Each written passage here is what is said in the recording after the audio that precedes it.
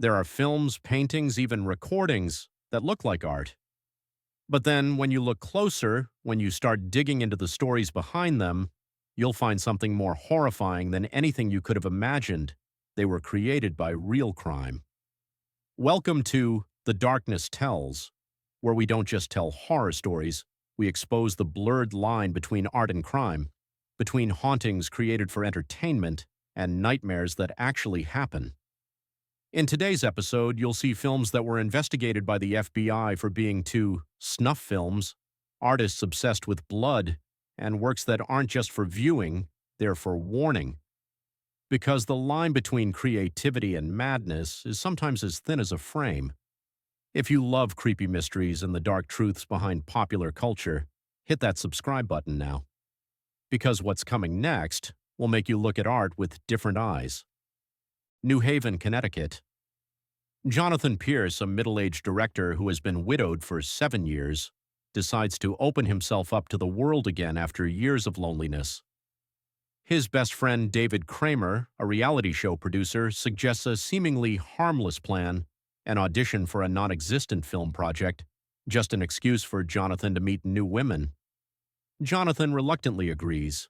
They hold a private casting with the vague criteria: find a woman with a presence like morning dew. And then she walks into the room, Evelyn Maida, 28, with a soft voice, mesmerizing eyes, and an unreal resume. From the way Evelyn smiles, tilts her head to pour tea, to the calm way she answers each question, everything about her makes Jonathan believe he has met his destiny. But this love is a noose with a blade attached. The third week after the audition, Jonathan visited Evelyn's apartment. The room was almost bare. No pictures, no books, no bed. Just a large sack on the floor and a landline phone. As Jonathan walked into the kitchen, the sack stirred. A deep guttural sound came from it. A human groan or a dying animal, it was unclear. The scene flashed by quickly, but it was enough to freeze him. That night he received a call from Evelyn, a soft "hey, hey," before the phone went dead. Jonathan began to dream of her every night, standing in his window, her long hair down, holding a piano wire. And then the nightmare became real. In a scene that made many viewers leave the theater halfway through, Evelyn injected Jonathan with a paralyzing drug, leaving him fully conscious but unable to move. She used the piano wire, thin as a razor blade, to slowly cut his ankles, then his feet. Each word, Kiri, Kiri, Kiri, Japanese for cut lightly, came out steadily from Evelyn's mouth, sweet as a lullaby of death. Her face was no longer gentle. Instead, it was glowing like a fool in a moment of absolute possession. In 1997 in suburban Seattle, in an era when VHSs were still household treasures, an unlabeled tape appeared on the doorstep of a woman named Lauren Mitchell, 34, a recently divorced freelance journalist who was raising her young son alone. Lauren initially assumed it was an old videotape that had been misplaced, but curiosity killed the cat. She put the tape in the player, and what appeared was not a TV show at all. Nonsensical images, an abandoned well, a broken mirror, a finger pointing at the screen, a figure wearing a headscarf. Each scene lasted only a few seconds, with no music, just static like a radio from the dead. And then, the phone rang. A voice screeched into the receiver. 7 days! From that moment on, even silence became the enemy. The lights in Lauren's house began to flicker. The TV screen sometimes turned on by itself, playing strange buzzing sounds like underwater screams. Her computer typed out the words, "Someone is watching me." Her son Brian began drawing strange pictures, a girl with long hair covering her face, crawling out of the TV screen, and Brian seemed to see her in his dreams. Lauren, in an effort to save herself and her son, followed a trail, an abandoned house outside Tacoma, where a little girl named Lydia Croft had been found drowned in a well. But no one knew who had recorded the tape. Saturday night. Lauren sat in front of the screen, hoping it was all a hallucination. But then the TV turned on. The screen flickered with the image of the well. Wet footsteps approached, and then a pale hand touched the edge of the frame. Lydia appeared, crawling out of the TV as if through space. Her eyes were blurry, just a black hole, empty, endless. Denver, Colorado, 2010. A paranormal investigator, Lucas Harper, 42, disappears without a trace after filming a strange documentary. What remains are hours of unedited footage, and it's unlike anything you've ever seen. The film is reconstructed from multiple sources: handheld cameras, local TV news footage, and testimony from residents. There's no soundtrack, no cinematic effects, just the bare facts stitched together by chaos. And then it starts to come together. A mother complains of hearing a baby crying in her house, even though there are no other children around. A 10-year-old girl named Emma Caldwell begins drawing strange symbols. She can't remember where she learned them. A woman living in the woods when she's being filmed. Her eyes look into the lens as if she knows the viewer is coming. Lucas begins to investigate and discovers that it all ties back to an ancient, lost ritual, the summoning of Kailtaba, an entity once sealed in a cave at the foot of Black Ridge Mountain. The deeper he goes, the more sinister the pieces become. Tapes of a fetal blood sacrifice, missing people leaving drawings that look exactly like Emma, and the camera goes haywire whenever Lucas says the name Kailtaba out loud. But then one night, the camera's still running, Lucas tries the ritual. The screen shakes, lights flash. The baby cries again. A hunched figure, its face shrouded in darkness, crawls out of the corner of the room where no one was standing before. Lucas screams, rushes out. The camera falls to the ground, still recording for 12 minutes. From that moment on, Lucas is never seen again. Seattle, Washington, 2022. A city known for its technology and global connectivity. But in a rundown dormitory at Cascade College, where the Wi-Fi is spotty in the early morning hours, something has begun to creep into the real world. Emily Sanders, a 23-year-old graphic design major, started noticing strange things when she downloaded an app that helps her connect with friends anonymously. But instead of a greeting, the first words that appeared were, "I'm still here. This network never goes down." Meanwhile, across town, Marcus Doyle, a 31-year-old network engineer, was assigned to investigate a series of strange phenomena. A series of Wi-Fi users who had gone missing after logging into an unknown IP address. On the surveillance system, only black scorch marks remained on the sofa, the wall, the floor, traces of the person who once existed. No culprit, no blood, just data and static. Emily began to hallucinate. A gaunt, gray-skinned, eyeless man sitting in the corner of her dorm room every time her laptop screen went black. Not moving, not attacking, just watching her, closer every night. Her floormates grew depressed, then disappeared. In their room, the phones still worked, but no one answered. Marcus discovered an abandoned server, the center of a research network for digital soul reconstruction, in 1999. The project had been shut down, but one port was still active. The Wi-Fi was weak, but something was waiting. Louisiana, USA, 1966. A horrific car accident occurs on a rainy night on Hollow Creek Pass. David Mercer, a 27-year-old theology student, witnesses it all, but remains silent. The person who caused the accident is his best friend, Alan Crowley, a dangerous man with a harmless smile. At first, Infernum is a story of guilt, a young man living in torment for not telling the truth. But when David returns to the old church where he grew up, reality begins to crack.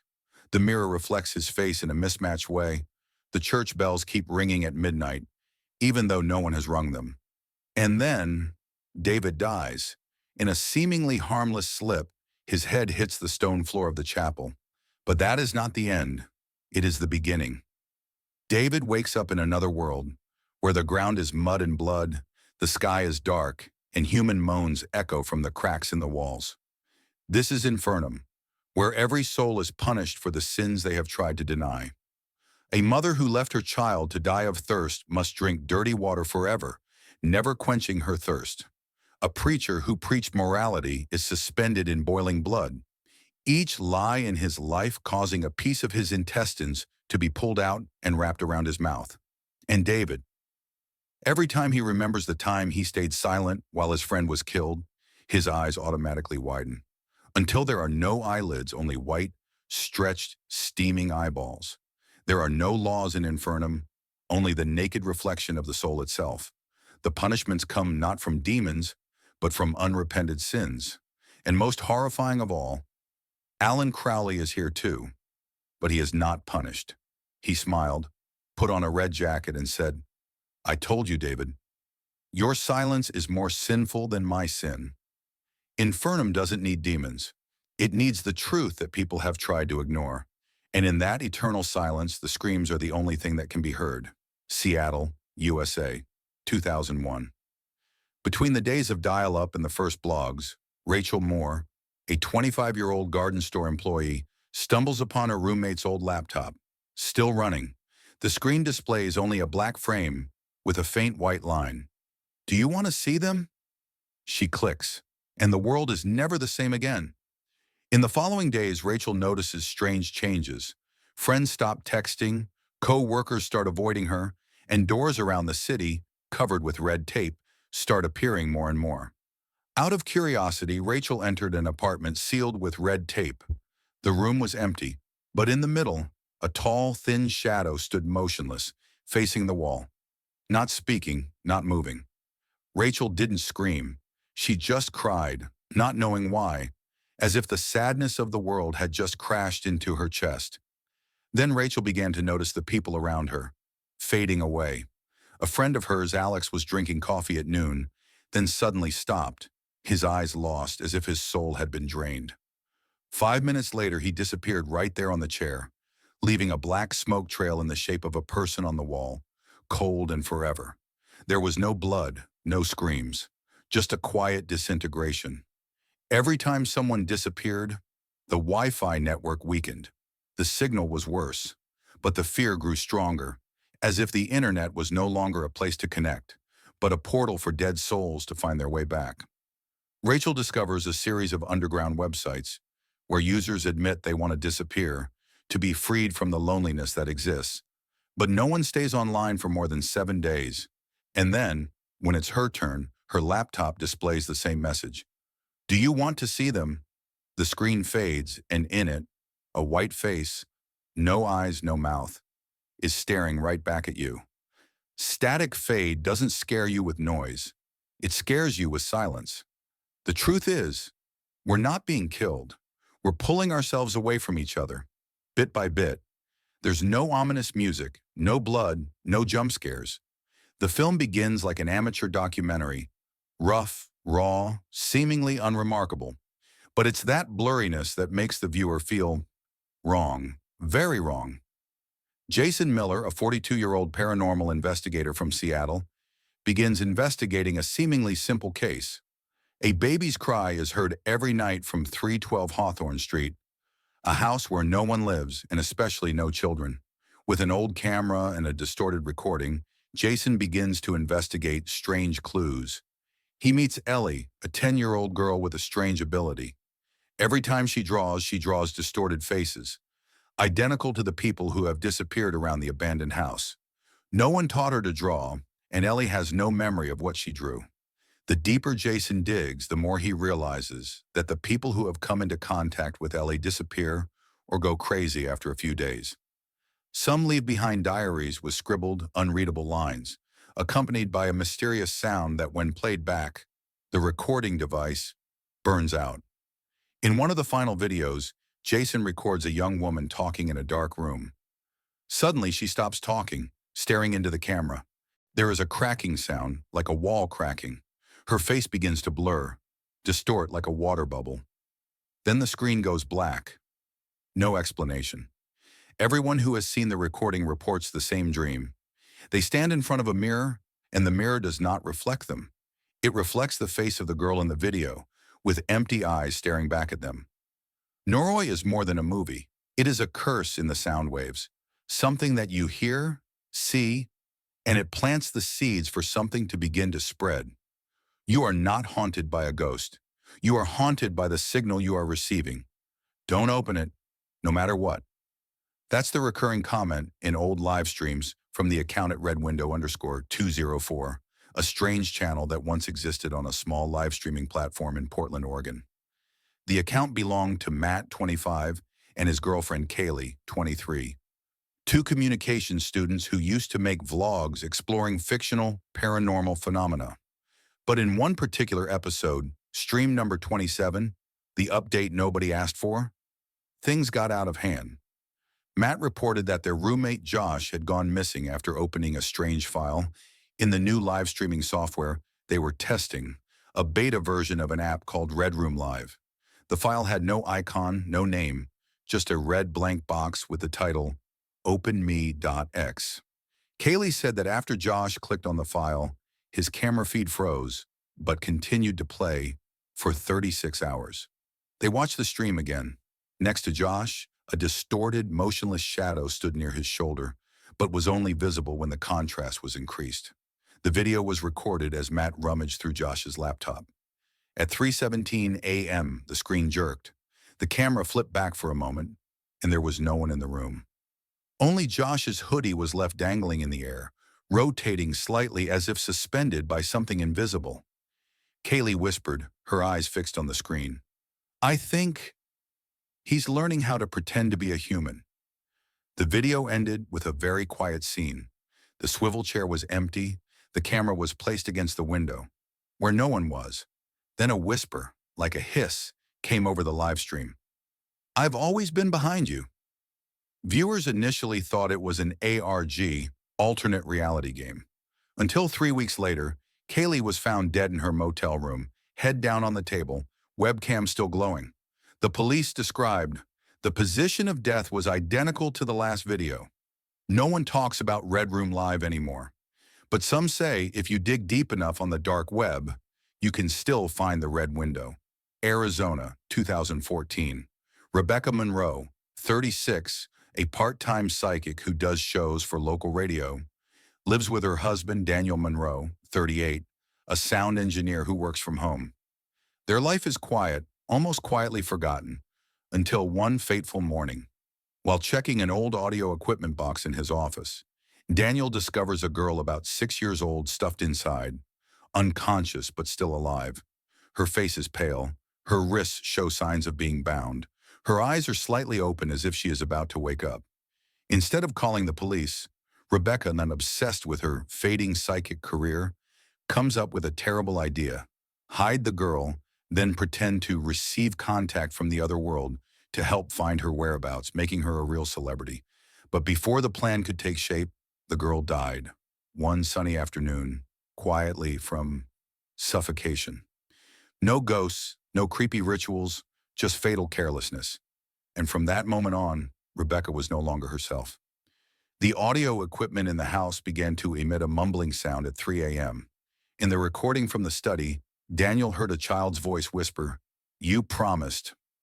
Then repeat, in an angrier voice. The girl did not appear before his eyes. She was hidden in the flickering lights, in the darkness under the bed, in the damp stains like small hands pressing against the wall. Once, Rebecca woke up to see a small figure sitting with her back turned in the corner of the kitchen, her shoulders shaking with each beat.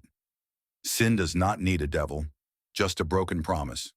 When the missing persons police officer comes knocking on the door, Rebecca whispers, "I don't need to go to court. I've already been judged." Boston, Massachusetts, 1983. Dr. Elliot Warren, 39, is a renowned neurologist, celebrated for his compassion and dedication to treating complex mental disorders. He lives in an old Victorian mansion with his wife Clara, a retired ballet dancer who has been injured. But one cold, rainy night, everything begins to fall apart. Clara disappears. No trace, no blood. And just a few days later, Elliot wakes up in his office, but his clothes are soaked with mud, and on his wrist is a woman's bracelet. Not Clara's, but his mother's, who died more than 20 years ago. Years. Elliot begins to dream. In the dream, he sees a man who looks exactly like him, but in rags, living in the city gutter, whispering, "You're living the life that should be mine." Gradually, he begins to lose his memories. And what's even more terrifying, people he doesn't recognize him. A mental patient screams as he passes. That's not the doctor. That's the other guy. During a routine MRI, Elliot discovers traces of an old brain injury, one he doesn't remember having. He checks the records and discovers there was another Elliot Warren who had been treated at the same hospital 17 years ago. An abandoned patient, parentless, unrecognizable. Twins. But only one was adopted. And then one night, Elliot passes by the hallway mirror.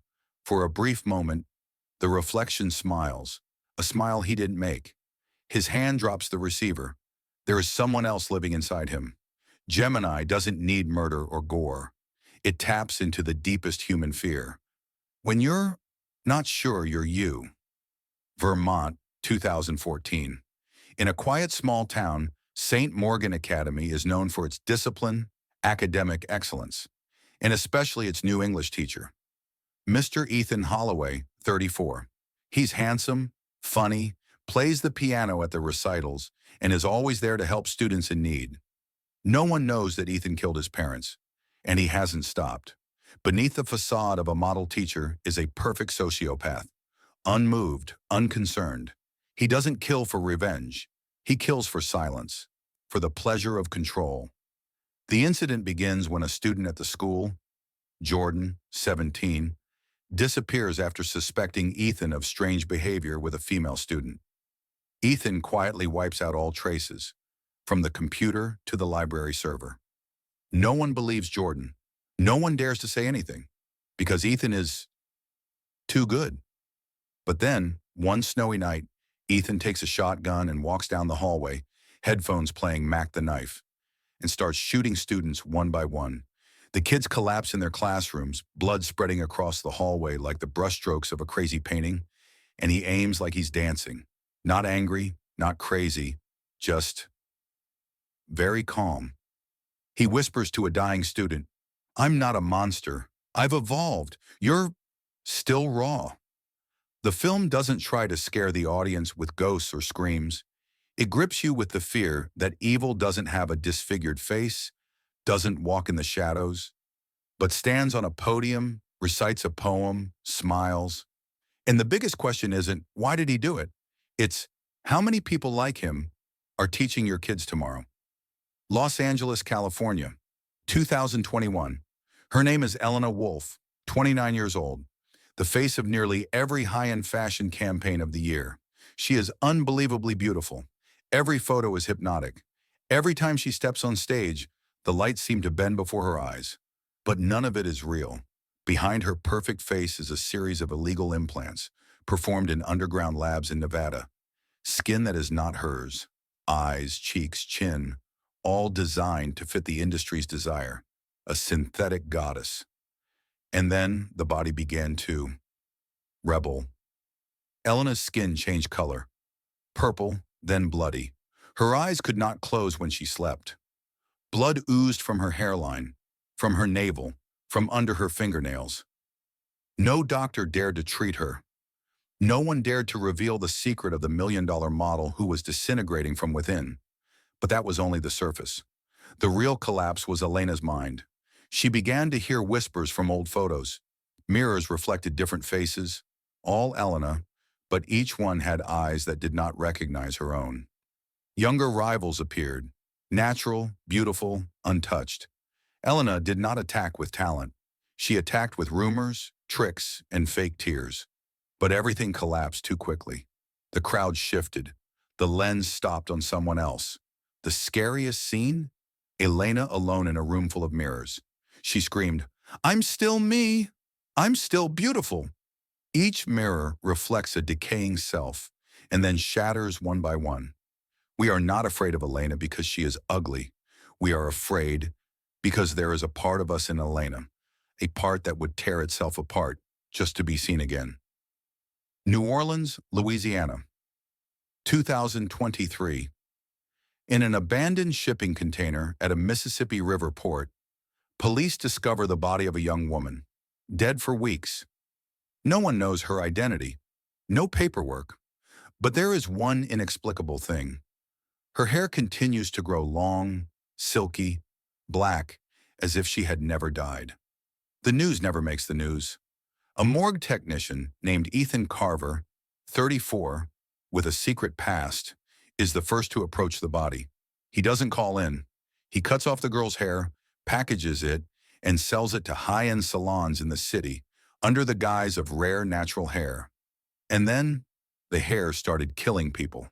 Quincy, a high school student, fainted in class because her hair was coming out of her ear, writhing like a snake. A middle-aged woman suffocated in the bathroom when a long, endless clump of hair emerged from her throat, as if someone was pulling her from the inside. A viral video, a girl live-streamed trying on a new hairdo, but after 30 minutes she started coughing violently, then screamed in horror. The hair flew off her head, pierced her skin, and wrapped around her neck like a sling. Doctors couldn't explain.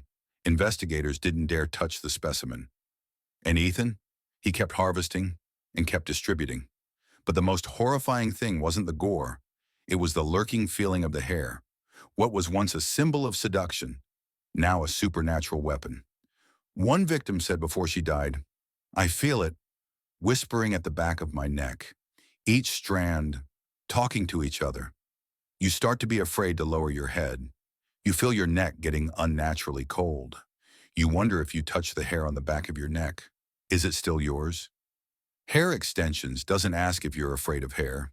It asks, are you sure the hair on your head is still listening to you? Vermont, winter 2019. Amateur psychic Claire Morrison, 36, and her husband, sound engineer Daniel Morrison, 38, live a quiet life on the edge of a snowy forest.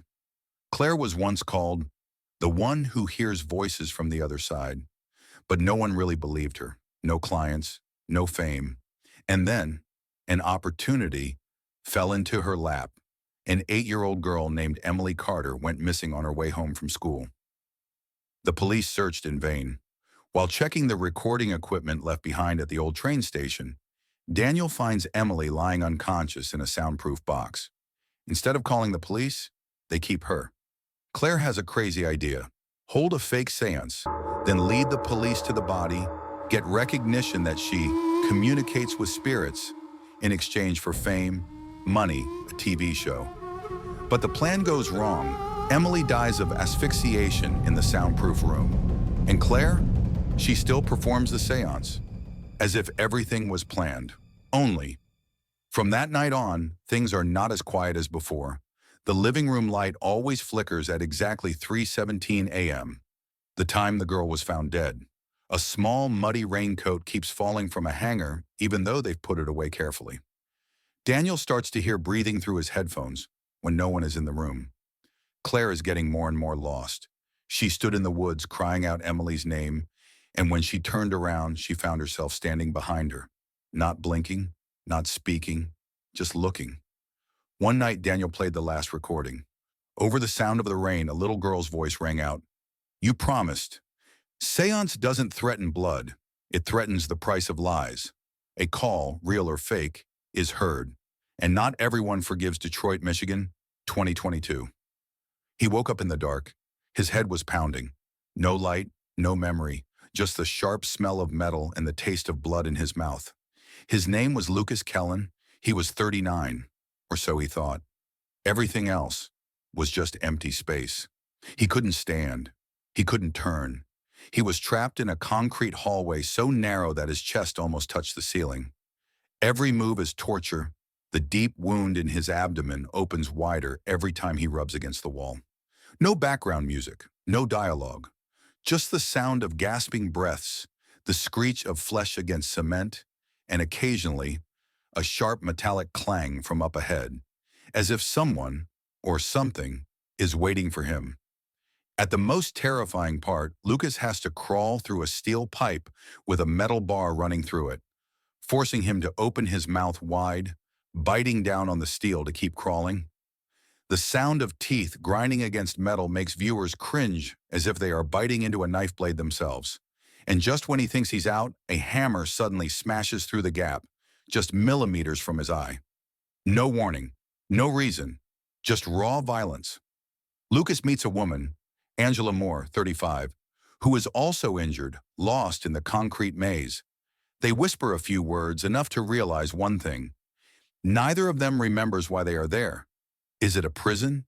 Is it a simulation? Is it a hell designed for criminals? The film doesn't explain. It leaves you wondering, and then puts you in their shoes.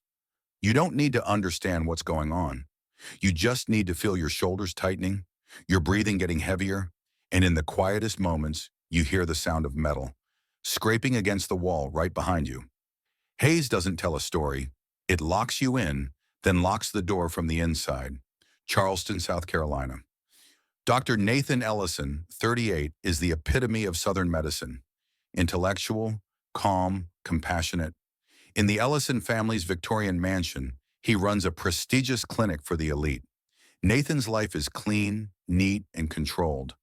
Until one day, it began to crack. It all started with the sudden death of his parents, found with eyes wide open, hands twitching, mouths frozen as if trying to scream their last words. His wife, Evelyn, usually gentle, began to act strangely. She dreamed of places she had never been. She looked at him like a stranger. Then one rainy night, a naked, dirty man emerged from the sewers of the Ellison house. He had the same face as Nathan, but his eyes were colder than steel. His name was Gabriel, his lost twin, left behind as a baby, raised amid the violence, hunger, and malaria of the lower classes. Now he is back, and he wanted everything Nathan had. In a cruel moment, Gabriel pushed Nathan down the well behind the house, donned his clothes, and walked into the mansion as if it were his own. He kisses Evelyn, calls her by name, and continues to cure her with dangerous, bloody, and terrifying experiments. The house gradually turns into a mental maze, where every mirror reflects a lie. Evelyn, who is living with Gabriel, gradually realizes that this is not her husband, but is also not sure who her husband is, because fragments of her memories begin to return, with Gabriel, not Nathan. And when Nathan climbs from the well, bruised and in pain, he does not come to reclaim his identity. He comes to ask a single question: if you take my life, what do I have left? Gemini does not end with a murder. There is no blood. There is no clear ending. There is only a house and two men looking at each other in the mirror. Neither can be sure. They are the original. Colorado, USA. Rachel Monroe, 17, was a normal high school student, or so she thought. That all changed one morning when the bus carrying her and her friends sped through a field of fluffy snow. The wind was calm. The sky was clear. And then, cut. Right in the middle of the air, a gust of wind that seemed to have a blade cut the bus in half. Blood sprayed the ceiling. Bodies were thrown from their seats. Rachel was on the floor, the sole survivor. And that was only the first minute. Rachel ran. From the corpses of her friends to a school where a teacher in an animal mask pulled out a machine gun and opened fire on an entire girls' classroom. She ran from a wedding where she was the bride, even though she had no memory of who she was engaged to. She ran through a world that was constantly changing. Her name, her body, her clothes were no longer hers. No one asked her, "Are you okay?" Only people asked, "Are you ready?" and pulled out their guns. In each awakening round, Rachel becomes someone else: a runner, a rock singer, an office worker. But no matter who, the women around her die. Not because of sin, not because of accidents, but because of being there. And then in a breathless finale, Rachel finds the control room. Dozens of live stream screens, millions of views. A group of middle-aged men are reprogramming her fate. They talk about the tear effect, the beautiful death angel, increasing shares with a falling head. They call her character number 017-RM. Rachel looks into the camera. Blood is splattered around her neck. Her eyes are no longer trembling. I was not born to die for your entertainment. Tag is more than a horror movie. It is a slap in the face to a system that sees women as sacrifices in someone else's script. A never-ending loop where death doesn't come from evil. It comes from those who write the script, control everything, and never get punished. Nevada, 1993. Veronica Hale, 28, hosts a late-night show called Signal Unknown. where she broadcasts strange videos sent in from all over the United States. One night, she receives an untitled VHS tape. It shows a woman being tortured. Real, with no special effects or acting. The victim's face is twisted. Her eyes are slit. The footage stops on a guttural scream. Despite being dismissed by the police, Veronica and her three-person crew decide to investigate on their own. The trail leads them to Lincoln Airfield, an abandoned Cold War base. They should never have entered. The hallways never end. The walls are stained with old blood, like abstract paintings. And then, the first cameraman is suspended upside down from the ceiling by wires, cut from the stomach to the chest, as if someone were performing a vivisection. The camera is still on, recording everything. Veronica watches the tape again. In the victim's final moans, there is a repetitive sound like a child counting numbers. 1, 2, 3. The truth breaks all logic. The killer is a pair of deformed twins, conjoined at the abdomen, mentally deranged, surviving in an underground bunker. The strong older brother, quiet, haunting. The weak younger brother, but controlling everything. For him, blood is the reward. The screams are music. Each kill is a scene. They don't kill for revenge. They kill for the audience, for the camera. The final scene of the film is Veronica forced to stand in front of the camera, holding a microphone, her eyes swollen and purple, her mouth mumbling, "You are watching Signal Unknown, and this is my last broadcast." Evil Dead Signal is not only about killing, it's a question aimed directly at the audience. How many times have you watched someone die and not turned it off? And when you laugh, who's behind the camera watching you? Los Angeles, 1996, an independent film company called Lily Productions is looking for actresses for a limited erotic art project. Emily Carter, 24, a newly independent model from Nebraska, accepts. They promise no extremes, just emotions. We're shooting to evoke the art of sensuality. The camera's on. The room is empty. Just Emily, director Martin Voss, and a cameraman. At first, it's soft shots. The lighting is dim. The dialogue is soft. But then things start to slip. The next scene is off the script. Emily is tied up. She smiles shyly, thinking this is an artistic challenge. "Just let it be," Martin reassured. But the camera kept rolling. The door was locked, and the nightmare began. There was no screaming, just heavy breathing, the sound of flesh hitting concrete. Emily was raped, beaten, tortured with medical instruments, even while she was still conscious. The camera didn't cut. There was no acting. There was no editing. Every moment, from the sound of the knife cutting through muscle to the drops of blood falling onto the lens, was fully recorded. Martin looked into the lens and said, "Aesthetics is not something to be seen. It is something to test the limits." And she, was that limit? The ending didn't come like a movie scene. It came like a lost clip. Emily lay motionless. There was no voice. There was just Martin, adjusting the lighting and preparing to shoot a sequel with a new body. Doll in Pieces was not a movie. It's a sacrificial ritual disguised as art, cold, heartless, and haunting to the core. And the final question, for anyone who still wants to watch, when you see brutality on screen, are you watching or participating? Portland, Oregon, an October evening.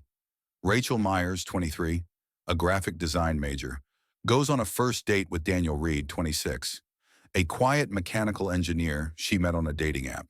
They eat dinner, laugh, and think. Maybe this is the beginning of something long-term. But as they leave the restaurant, they are both drugged and taken to an underground dungeon. When they wake up, they find themselves strapped to two old operating tables. There is no exit, no natural light, just rusty medical instruments, hooks hanging from the ceiling, and a man with no name. He doesn't scream, no big laughs, just quietly walk up, put on gloves, and say, "I want to test something. See how much true love can endure before it cracks." Crimson Basement has no background music. Every sound, the knife cutting through bone, the drill bit digging into the knuckles, rings out clearly, as if to drill into the viewer's mind. He doesn't kill them right away. He separates them, each tortured and forced to watch the other suffer. Once, Daniel has his tongue gouged out, and Rachel is forced to watch to stay alive. Another time, Rachel's wrist is slashed across, but will only be sewn back if Daniel is willing to lose a finger, and love begins to crack, not because they no longer love each other, but because they have to choose, save the other or save themselves. The final scene is when both think they will be released, but he just puts a dagger between them and says, "One must die, the other will be free. Love is sacrifice, so who loves them more?" Crimson Basement doesn't ask the audience on how much blood can you bear. It asks directly, what are you willing to do when love is used as a weapon? And the answer, in the long silence, is what keeps the audience awake. San Diego, California. A moonless night.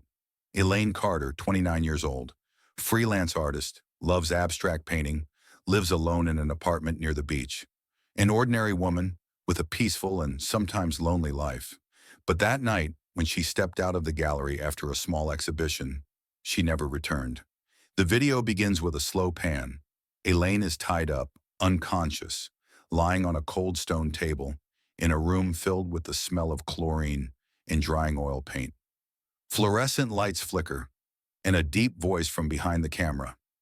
You will be the next masterpiece in my collection, a flower of flesh, blood, and silence. The man whose face has never been revealed wears a white surgical gown, but the tools he uses are not medical, but those of a mad artist, a carving knife, surgical scissors, iron clamps, blood-stained paintbrushes. He does not kill her immediately. He shapes her, cuts off her fingers, cuts open her stomach to arrange her internal organs like petals. Each action is filmed with lighting arranged like a still life photo shoot. Every drop of blood, every cut becomes part of the art. The scariest thing is not the image, but the calmness of the killer. He recites poetry while slitting her throat. He plays classical music while cutting her flesh. He whispers, only when the body. Bloodbloom, as it was later named, was investigated by the FBI after a journalist received an anonymous copy with the note, "True beauty must bleed." Investigators were unsure whether this was a movie or a real confession. Though it was later proven to be staged, the haunting effect spread like mold in the viewer's brain, because at some point everyone has looked at art and wondered, is beauty worth all this pain? Bloodbloom is more than just a movie. It's a work of art you should never see, but can't take your eyes off. Newark, New Jersey, 2:47 a.m. A luxury apartment building is stained red with blood. Police enter the scene to find a white wall, painted with human organs. No note, no trace of a murder weapon. But in a dark corner, a security camera captures a single image. A young, skinny man with dead eyes. Ethan Hale, 25. Ethan is no ordinary killer. He kills in tears, and then laughs. Once a victim of school violence and abuse, Ethan is trained by a secret group to become the perfect killing machine. Just a painful memory is enough to send him into a state of hysteria and tear his victims to pieces with his own fingernails. Ethan is confronted by Max Vargo, a bizarre mob boss who cannot feel pain and therefore craves it. Max hangs himself from a steel hook, cuts out his tongue, slices his face, all to get closer to the truth. When he comes to know Ethan, Max doesn't want to destroy him, but to die by his hand as a perfect ritual of pleasure and destruction. The film doesn't shy away from violence. Blood spurts like fountains, flesh is torn to pieces like sculpture. One man is torn in half with a guitar string, another is suspended from a hook through his cheek, and it's all shot in the bright lights of a fashion shoot. The scary thing is that no one in the film is afraid. Both Ethan and Max find joy in torture. Death is not the end, but the climax. I want to feel pain for the first time and the last time, Max whispers before laying his head down in a pool of his own blood, smiling contentedly. Ethan the killer doesn't ask you if violence is wrong. It simply asks, if pain is the only thing that makes you feel alive, how long can you remain human? A symphony of horror. an experiment that turns killing into art, and you can't stop watching. Los Angeles, 2024. Elliot Briggs, a 27-year-old young biomedical researcher, quiet but ambitious, has just completed a project that could change medicine forever. Euphoria X, a painkiller that delivers extreme pleasure instead of simply eliminating pain.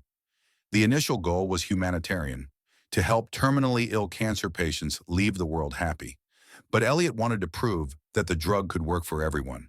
And to test it, he secretly injected Euphoria X into 3 healthy women at a cosmetic clinic, under the guise of endocrine nutrition testing. Within hours, Elliot's world began to crumble. Sierra, a cosmetic addict, began cutting her face to adjust her features. As blood dripped, she laughed and continued.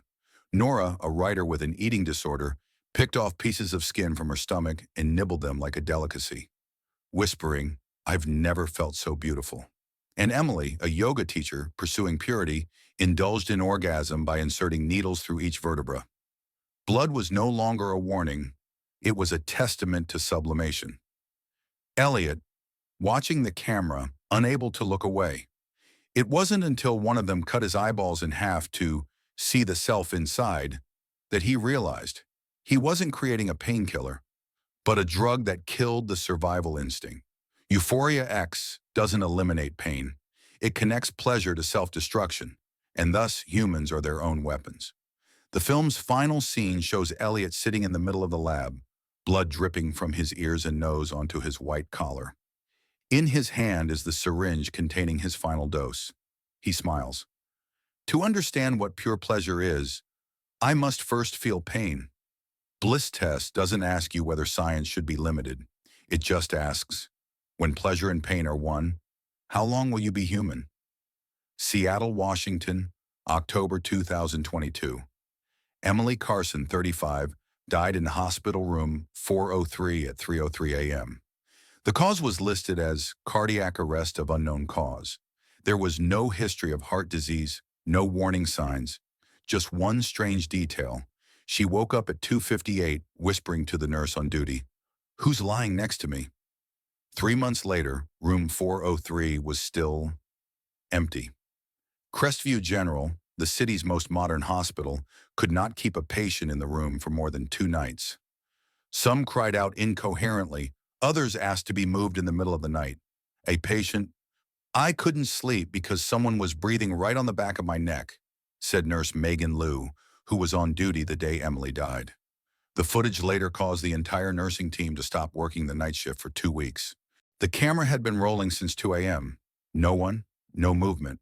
But at exactly 3:03 a.m., the white curtains over Emily's bed began to lower, slowly, steadily, as if someone were pulling them.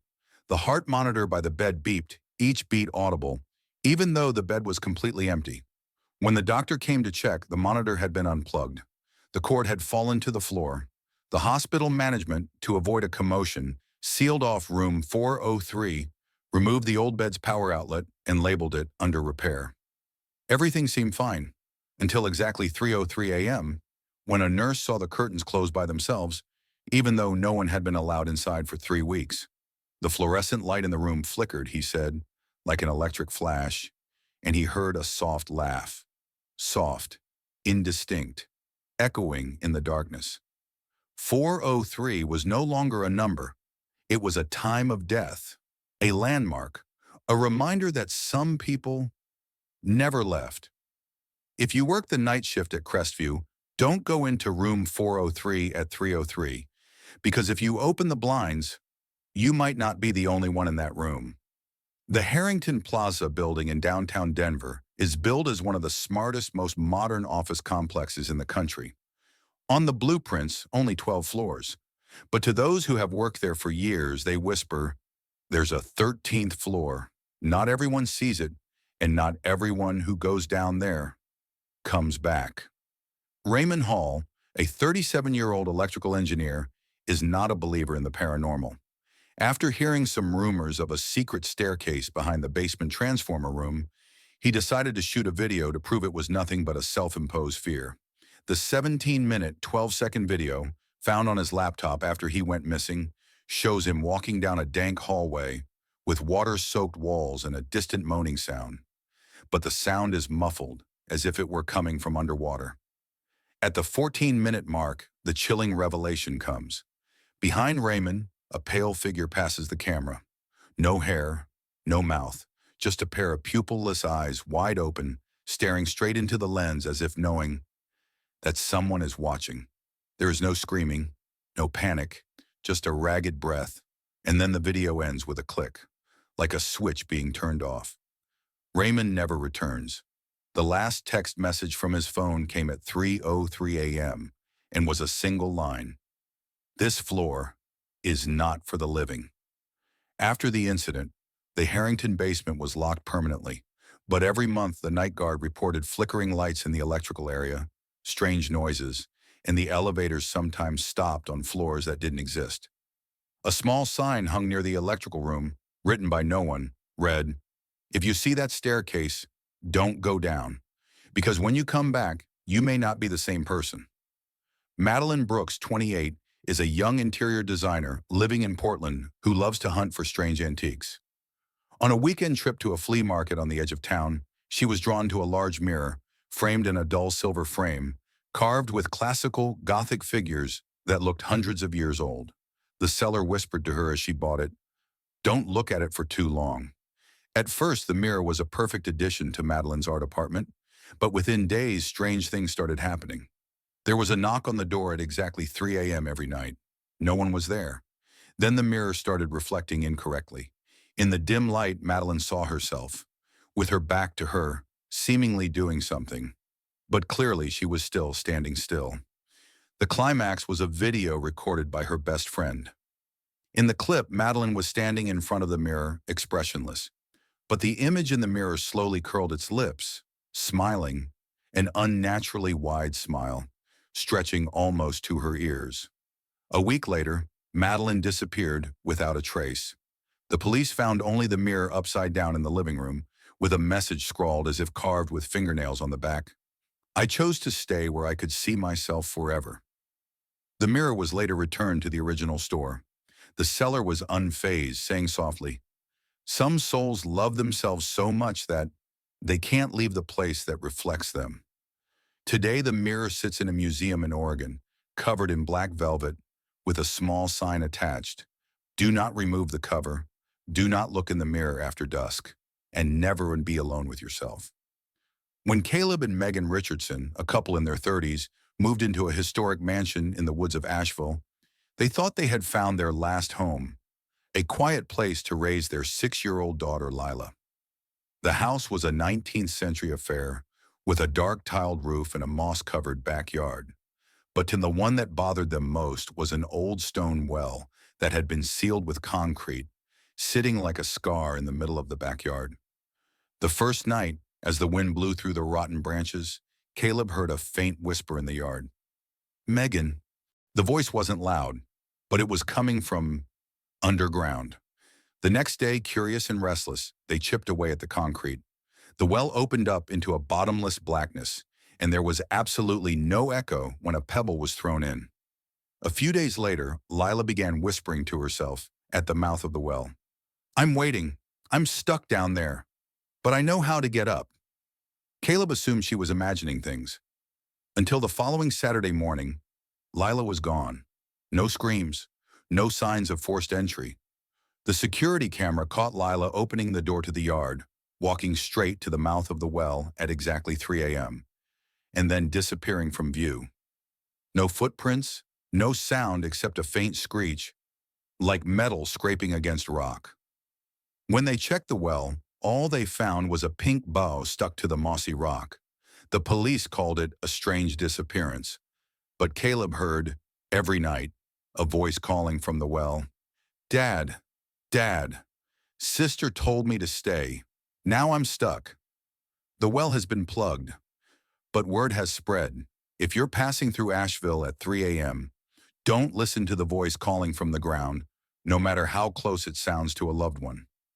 Deep in the pine forests of Vermont, the Black Ridge Hotel was once an 18th century monastery where a mysterious fire killed all 23 monks. After it was converted into a hotel, people still talk about A room that shouldn't be open, though no one knows the number. Until a 28-year-old documentary filmmaker from Colorado named Jason Miller decided to stay in Blackridge to shoot a ghost hunting video. He asked the front desk about the paranormal and was directed to the room down the hall, an unnumbered room that wasn't on the official floor plan. Jason set up his camera facing the single bed, leaving a dim glow from a nightlight in the corner of the wall. The alarm clock in the frame read 2:59 a.m., and then the light began to flicker. The light bulb flickered. A buzzing sound came from the microphone, and at exactly 3:01, the camera began to record a dark figure standing at the head of the bed. Jason whispered into the mic, "It's standing there, right in front of me. It has no face. I don't know who it is, but it knows I'm looking." The sheets began to swell, as if someone were slowly crawling onto the bed, even as Jason remained motionless, his eyes wide with horror into the lens. When police and hotel staff broke down the door at 7 a.m., they found Jason dead. His body was stiff, his eyes still wide open, and his mouth was open as if in a silent scream. There were no injuries, no obvious medical cause, just a faint outline of a human figure imprinted on the sheet, so cold it froze the air. The video Jason shot was never released. His family asked that all copies be destroyed. The room was sealed with concrete after the incident, and the hotel was renamed the Ridge Pines Lodge. But former employees still whisper, "If you stand in the hallway at 3 a.m., sometimes you can see the light on in that room, even when no one is on the system." Raven Island, an abandoned island off the coast of Maine, was once the site of a World War II military checkpoint, but has been abandoned since 1972. No one has lived there since a group of soldiers disappeared after reporting singing in the woods at midnight. Last August, a group of young people from the University of Vermont, Emily, 21, Josh, 22, Chloe, 20, Mark, 21, and Tyler, 23, decided to live stream a spiritual camping trip to the island. They brought camping lanterns, a drone, and an old Ouija board they bought at a Portland antiques market. At 11:59 p.m., the live stream began. Josh asked, "If anyone is here with us, please let us know." The Ouija index finger began to move, slowly hissing across the board. Each word appeared. "There are so many more." Emily smiled wryly, trying to keep her composure. But then the next sentence came in broken chunks, as if interrupted by multiple voices. "Don't cry. We are not leaving yet. Don't look back." At that moment, the camera suddenly shook violently. The image blurred. Then the camera caught a glimpse of a distorted face, red and bloody, pressed against the screen. Eyes without pupils, mouths wide open from ear to ear. The live stream ended. 3 of the 5 students disappeared without a trace. 2 were found the next morning, naked, sitting shivering on the sand. Eyes gouged out, hands covered in dry sand and scratches, as if they had been digging for something, unconsciously, all night. They couldn't speak, but both of their mouths were repeating the same phrase, whispering like a mantra, like an echo from somewhere.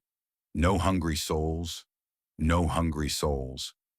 The FBI was called in, but the file was sealed. The live stream was never restored. A short clip circulated on the dark forum, stopping at 23 seconds. Behind the scenes was a faceless figure bent over a Ouija board, and the cursor was still moving. Lucas Whitmore, 35, woke up in his Denver loft, cold and with a pounding headache. The first thing he noticed wasn't the pain, but he didn't know who he was. No papers, no phone. Not a single face in the mirror seemed familiar. The police thought it might be a case of post-traumatic amnesia. But then Lucas posted online, "I guess I'm not the only one. Has anyone ever forgotten themselves?" Within 48 hours, more than 4,000 strangers from all over the world had commented, and each had a memory of Lucas. A person in New Orleans said Lucas was the doctor who saved her son from a stroke. A woman in San Diego claimed he was her ex-husband who had disappeared 7 years earlier. An anonymous account posted a video of him standing in the middle of Kyiv, playing the piano for orphans in a wartime bunker. A Japanese teenager even posted a photo of Lucas hugging himself in his school uniform. His father missing since 2008. There was evidence, photos, videos, audio files, and the creepiest thing, none of it was fake. Metadata analysis, images, even DNA, all valid, but none of it matched the others. Lucas started having dreams, dreams that weren't his. He saw himself cutting open his heart. He saw himself strangling someone with a belt. He saw himself sitting on a bed, reading a story to a child who called him daddy. And then he believed. He believed in bits and pieces. He believed until he didn't know which ones were real anymore. On October 18th, a neighbor found Lucas dead in the bathroom. No wounds, no drugs, no blood. There was only one line on the mirror, written in blood, probably his own. "I don't know who I am, and I'm not the only one." The FBI got involved. The case was frozen. But a few weeks later, a woman in Seattle woke up, looked in the mirror, and couldn't remember her name. Brian Mathers, 28, a technician at Chicago's Landmark Plaza, was a very cautious man. He showed up to work on time, worked on the 18th floor, and always took elevator number 4, not out of superstition, but out of habit. One rainy Tuesday night, Brian stayed late at the office to finish a report. As he left the office, he pressed the elevator call button, but the light didn't stop at the 18th floor. It opened to the 47th floor. The building had only 46 floors. That was the first thing that gave him the creeps. The 47th floor was dark, without electricity, but the photocopier was whirring. He stepped out, called out, no one. But along the desks were hundreds of printouts, each with a single bold line. "I'm still alive. Don't let them erase me." The air was as cold as a morgue. And then he saw them, his faceless, silent colleagues. Their faces were smooth as wax, typing on keyboards, picking up phones in absolute silence. One turned to look at him. No eyes, no nose. Just a smile, drawn in blood. Brian ran away in panic, but the elevator took him not to the ground floor, but to floor -1. The doors opened onto a hallway full of mirrors, reflecting his image, but not him. Distorted versions. One was laughing, one was crying blood. One was holding a knife. He woke up in the elevator an hour later on the ground floor. No one believed his story, but the next day, he couldn't log into the company system. Email was blocked. His name disappeared from the employee list. Personal belongings were gone. Friends and colleagues. No one remembers working with a man named Brian. Security cameras show him disappearing from the 18th floor at 9:37 p.m. with the lights on. The only evidence left, his final post on his personal page, posted at 3:03 a.m., hours after the incident. "I think I'm being replaced. The Landmark Plaza is now rumored to have a 47th floor, but no one dares to press the elevator button late at night anymore." Eli Harper, 34, is an independent photographer who specializes in documenting abandoned buildings across the United States.